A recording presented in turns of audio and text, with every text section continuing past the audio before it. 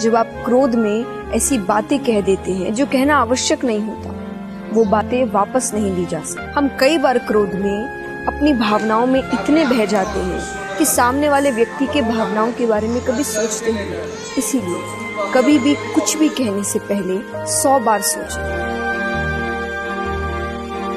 कि जो आप कहने जा रहे हैं क्या आप उसे वापस ले सकते हैं, और अगर नहीं ले सकते तो क्या वो शब्द इतने अच्छे हैं कि किसी व्यक्ति को बुरे ना लगे।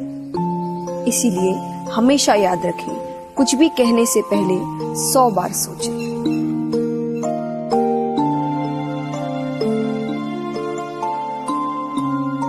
मैं तेनू समझावा कि ना तेरे बिना लगदा जी, तू की जाने प्यार